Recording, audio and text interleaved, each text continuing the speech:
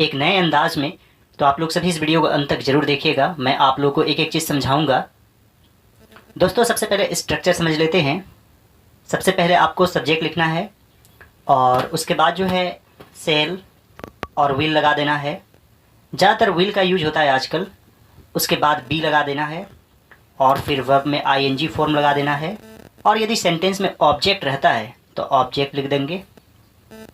और दोस्तों आइए कुछ एग्जाम्पल लेते हैं। मान लीजिए दोस्तों, मैं कल इस वक्त पढ़ा रहा हूँगा। दोस्तों इसका मतलब हुआ कि कल इस वक्त मैं पढ़ा रहा हूँगा, यानी कि काम जो है कल जारी रहेगा, यानी भविष्य में काम जारी रहेगा। तो यहाँ पर क्या हो जाएगा, आई। आप सेल बी या विल बी का यूज कर सकते हैं। आजकल विल का प्रयोग ज़्यादा होता है। I will be teaching you this time tomorrow. I will be teaching you this time tomorrow. इसी तरह मान लीजिए दोस्तों, वह जा रहा होगा। तो यहाँ पर क्या हो जाएगा, ही विल बी गोइंग। दोस्तों इसका मतलब हुआ कि वह जा रहा होगा, यानी कि किसी वक्त में, भविष्य में।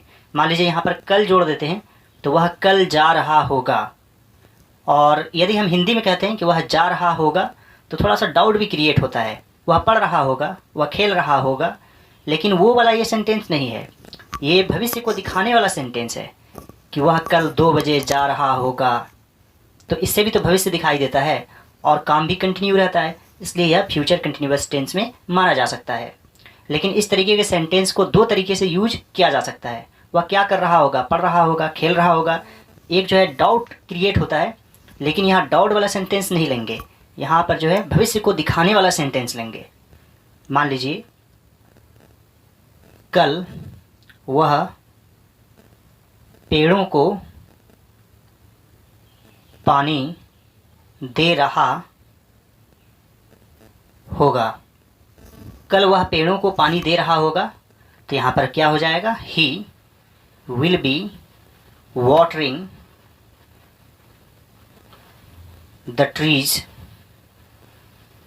टुमारो।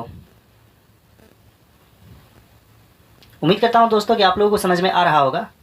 मान लीजिए वह तुम्हारा इंतज़ार कर रहा होगा। तो यहाँ पर क्या हो जाएगा, he will be waiting for you. मान लीजिए दोस्तों, बच्चे खेल रहे होंगे। तो यहाँ पर क्या हो जाएगा, मान लीजिए कुछ खास बच्चे हैं तो द चिल्ड्रन भी लिख सकते हैं। The children will be playing. मान लीजिए वह आ रहा होगा। तो दोस्तों यहाँ पर हो जाएगा, ही विल बी कमिंग। मान लीजिए दोस्तों, वे लोग क्रिकेट खेल रहे होंगे। तो यहाँ पर क्या हो जाएगा, they will be playing cricket. They will be playing cricket. मान लीजिए दोस्तों, आप जल्द अंग्रेज़ी बोल रहे होंगे। तो यहाँ पर क्या हो जाएगा, आप है तो यू यूज करेंगे। You will be speaking English very soon. मान लीजिए दोस्तों, वह हंस रहा होगा, तो क्या हो जाएगा?